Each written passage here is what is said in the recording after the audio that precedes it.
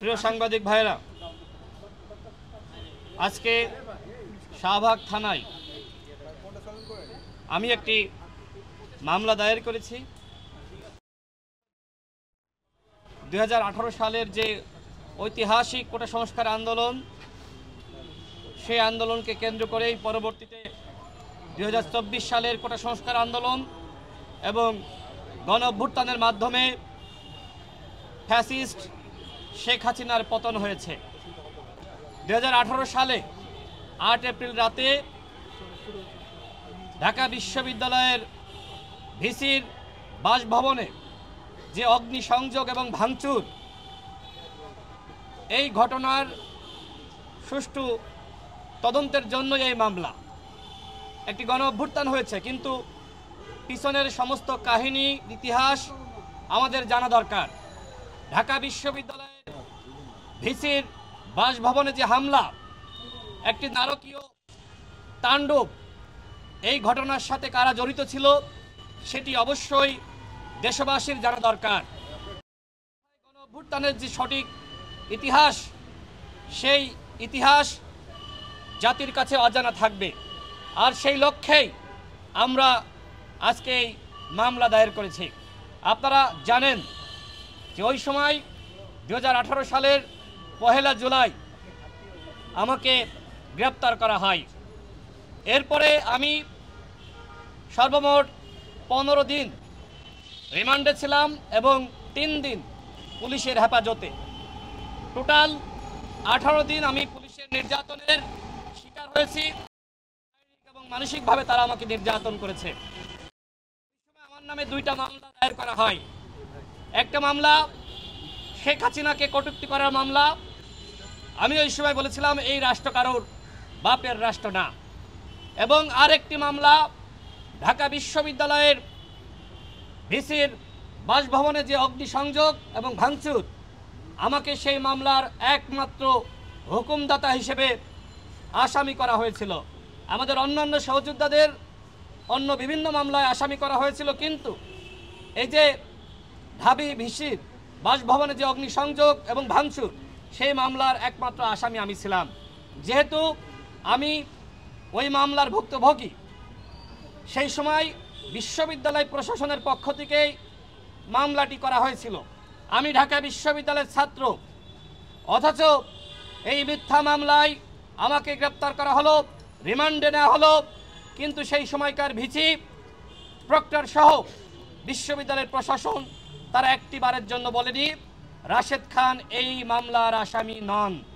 বরং আমাকে অ্যারেস্ট করার পরে সেই সময়কার ভিসি আখতারুজ্জামান বলেছিল, আমাদেরকে মোল্লা ওমর এবং জঙ্গির সাথে তুলনা করেছিল। এই কারণেই আমাদের কাছে সন্দেহ হয় যে পরিকল্পিতভাবে শিক্ষার্থীদের যে আন্দোলন, কোটা সংস্কার আন্দোলন, সেটি বানচাল করার জন্য এই ধরনের ষড়যন্ত্র বিশ্ববিদ্যালয়ের প্রশাসনের আওয়ামী দুর্বৃত্তরা, শিক্ষক নামধারী এই সন্ত্রাসীরা এবং একই সাথে আওয়ামী লীগের সভাপতি মণ্ডলীর সদস্য জাহাঙ্গীর কবির নানক, সাংগঠনিক সম্পাদক এনামুল হক শামীম, যারা ওই সময় বিশ্ববিদ্যালয়ে যখন ভিসির বাসভবনে অগ্নিসংযোগ এবং ভাঙচুর চলছে, সেই সময় তারা ঢাকা বিশ্ববিদ্যালয়ে এসেছিল। তাদের কাজ কি ছিল? তারা কি ঢাকা বিশ্ববিদ্যালয়ের শিক্ষার্থী? না, তারা কেউ ঢাকা বিশ্ববিদ্যালয়ের সাবেক শিক্ষার্থী না, ওই সময়কার শিক্ষার্থীও না। তারপরেও তারা, আমরা দেখেছি, ঢাকা বিশ্ববিদ্যালয়ে এসেছে। এমনকি রাত 4টার সময় ঢাবি ভিসি, প্রক্টর সহ তৎকালীন শিক্ষক সমিতির সভাপতি, ছাত্রলীগের সভাপতি, সাধারণ সম্পাদক সহ যারা ছিল, তারা বৈঠক করেছিল। এই যে ষড়যন্ত্র, সাধারণ শিক্ষার্থীদের আন্দোলনকে বানচাল করার জন্য ষড়যন্ত্র এবং মিথ্যা মামলা করে সেই মামলায় পরবর্তীতে আমাদেরকে জেলে পাঠানো, আমাদেরকে জঙ্গির সাথে তুলনা করা, এই সব কারণে আমরা যেহেতু নির্যাতিত, নিপীড়িত, আমরা মিথ্যা মামলার ভুক্তভোগী। এই কারণে আজকে আমরা 13 জনের নাম উল্লেখ করে এবং 500 অজ্ঞাতনামা আসামি এটি উল্লেখ করে আজকে শাহবাগ থানায় মামলা দায়ের করেছি। ইতিমধ্যে ওসি সাহেব তিনি মামলা গ্রহণ করেছেন মর্মে আমাদেরকে জানিয়েছে। আপনারা মিডিয়ার ভাইরাও শুনেছেন। আমি যাদেরকে আসামি করেছি তাদের নামগুলো আপনাদেরকে শোনাই। ঢাকা বিশ্ববিদ্যালয়ের সাবেক অধ্যাপক ডক্টর মোহাম্মদ আখতারুজ্জামান, সাবেক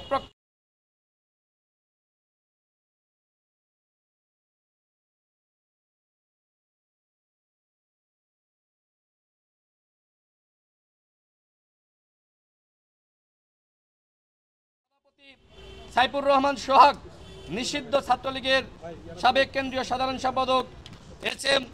জাকির হুসাইন, নিষিদ্ধ ছাত্রলীগের ঢাবি শাখার সাবেক সভাপতি আবিদ আল হাসান, নিষিদ্ধ ছাত্রলীগের ঢাবি শাখার সাবেক সাধারণ সম্পাদক মোতাহার হোসেন প্রিন্স, নিষিদ্ধ ছাত্রলীগের সাবেক সহসভাপতি আল নাইহান খান জয়, পরবর্তীতে কেন্দ্রীয় ছাত্রলীগের সভাপতি, নিষিদ্ধ ছাত্রলীগের ঢাকা কলেজ শাখার সাবেক সাধারণ সম্পাদক ও কেন্দ্রীয় সহসভাপতি সাকিব হাসান সুইম, মুক্তিযোদ্ধা সন্তান কমান্ডের কেন্দ্রীয় কমিটির সভাপতি মেহেদি হাসান, ঢাবি শিক্ষক সমিতির তৎকালীন সভাপতি অধ্যাপক মাকসুদ কামাল, পরবর্তীতে তিনি উপাচার্য হয়েছিলেন, ঢাবির সাবেক উপাচার্য মোহাম্মদ আব্দুস সামাদ প্রমুখ। এছাড়া অজ্ঞাতনামা আনুমানিক 500 জনকে আসামি করা হয়েছে। কেন আল নাহিয়ান খান জয়কে আসামি করা হলো?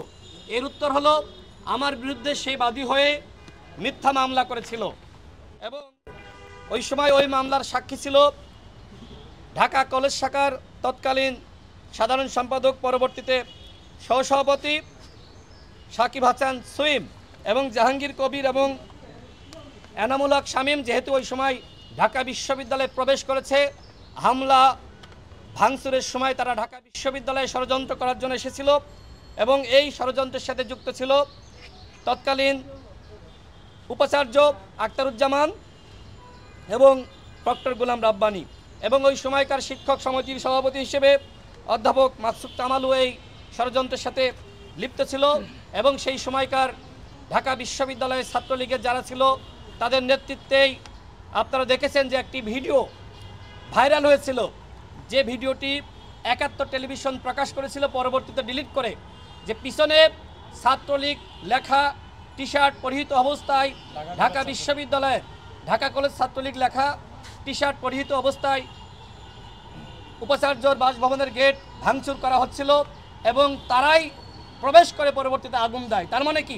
তার মানে ঢাকা বিশ্ববিদ্যালয়ের যে ভিসির বাসভবন ভাঙচুর করা হয়েছিল, এর সাথে আখতারুজ্জামান, গোলাম রাব্বানী, জাহাঙ্গীর কবির, নানক, সোহাগ এবং জাকিররা তারা প্রত্যক্ষভাবে জড়িত। ওই সময় ঢাকা বিশ্ববিদ্যালয় প্রশাসন একটি তদন্ত কমিটি গঠন করেছিল, আমরা সমস্ত তথ্যপত্র জমা দিয়েছিলাম, কিন্তু এখনো পর্যন্ত সেই তদন্ত প্রতিবেদন আলোর মুখ দেখেনি। আমরা আবারও দাবি করছি, বিশ্ববিদ্যালয় প্রশাসন পরিবর্তন হয়েছে, তাদের কাছে দাবি করছি কোটা সংস্কার আন্দোলনের তদন্ত করতে হবে। কারা ঢাবি ভিসির বাসভবনে আগুন দিয়েছে তাদেরকে খুঁজে বের করতে হবে এবং যে সকল আসামিদের আমরা নাম উল্লেখ করেছি, আগামী 48 ঘন্টার মধ্যে এই সকল সন্ত্রাসীদেরকে গ্রেপ্তার করতে হবে। আমরা এই দাবি জানিয়েছি। ওসি সাহেব বলেছেন মামলা তিনি গ্রহণ করেছেন, আমরা পরবর্তী পদক্ষেপ দেখতে চাই এবং আমাদের উপরে 2018 সাল থেকে আজ অবধি যারা হামলা চালিয়েছে, নির্যাতন করেছে, যারা ডাকসু হামলা করেছিল, আমরা তাদের প্রত্যেকের নামে মামলা দায়ের করব। সর্বশেষ যে কথা বলবো, ডাকসু নির্বাচন নিয়ে যে কারচুপি হয়েছিল তার প্রেক্ষিতে ওই সময় আমি অভিযোগ দিয়েছিলাম নির্বাচনের পরপরই। আমরা ওই সময় তথ্য পেয়েছিলাম ভিপি জিএস সহ আমরা সর্বমোট 11টি পদে আমরা নির্বাচিত হয়েছিলাম, আমি নিজেও জিএস নির্বাচিত হয়েছিলাম।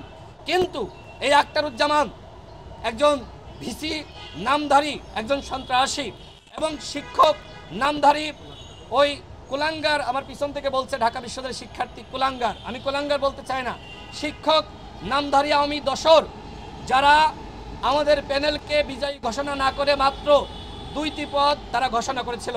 এর প্রেক্ষিতে অভ্যুত্থানের পরে আমি ওই সময় একটি অভিযোগ দিয়েছিলাম নির্বাচনের পরপরই। এর প্রেক্ষিতে আমি আরেকটি অভিযোগ দিই এবং বর্তমান বিশ্ববিদ্যালয় প্রশাসন তারা একটি তদন্ত কমিটি গঠন করেছে। সেই তদন্ত কমিটি তদন্ত করার এখতিয়ার সিন্ডিকেট মিটিংয়ের মাধ্যমে পাশ করা হয়েছে। আজকে বিকাল 5টায় তদন্ত কমিটি আমাকে ডেকেছে এবং পরবর্তীতে ডাকসুতে যে হামলা করা হয়েছিল গোলাম রাব্বানীর নেতৃত্বে ছাত্রলীগের সেই সময়কার জিএস গোলাম রাব্বানী এবং ছাত্রলীগের সভাপতি ওই সময়কার ঢাবি শাখার সভাপতি সঞ্জিত